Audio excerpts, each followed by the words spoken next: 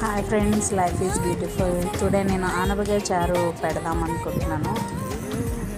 చాలా బాగుంటుంది. మీ ఇంట్లో ఏమైనా పప్పులు ఏమన్నా లేకపోతే ఇది పప్పు చారు లాగా ఉంటుంది.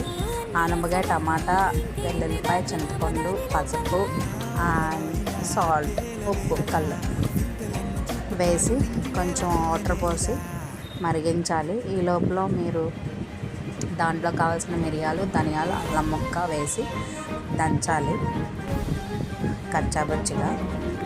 చూడండి, అలా దంచిన తర్వాత మరీ మెత్తగా అవసరం లేదు. ఈ లోపల మరుగుతూ ఉంది. చూడండి, ఇలా దంచుకుంటే సరిపోతుంది. ఓకే, కుక్ అయిపోయింది. కట్టేసి ఈ లోపల చల్లార్చుకోవాలి. చల్లారిన తర్వాత మిక్సీ పట్టాలి మెత్తగా.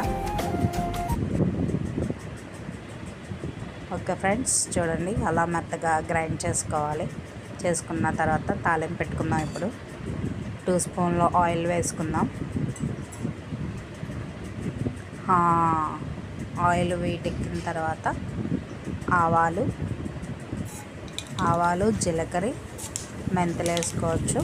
ఇంకా వెల్లుల్లిపాయ అవేమీ వేయట్లేదు, ఎందుకంటే ఆల్రెడీ నేను దాంట్లో వేసాను కాబట్టి.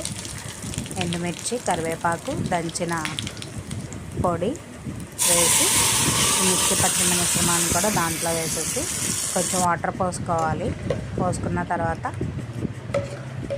చూడండి, అచ్చం పప్పుచారులానే ఉంది. రసం కూడా అంటారు, మీ ఇష్టం. నేనైతే ప్రతిసారి ఇదే చేస్తాను, బాగుంటుంది. ఇందాక వేసిన సాల్ట్ సరిపోతే నాకు సరిపోలేదు, నేను వేసుకుంటున్నాను. మీరు రుచి చూసి వేసుకోండి. అలా హై ఫ్లేమ్లో పెట్టుకొని మరిగించిన తర్వాత చాలు. చూడండి, అలా మనకి పప్పుచారులాగా పొంగుతుంది. చూడండి, అలా హై ఫ్లేమ్లో పెట్టుకొని పొంగిన తర్వాత సర్వ్ చేసుకొని తింటే చాలా బాగుంటుంది ఆనపకాయ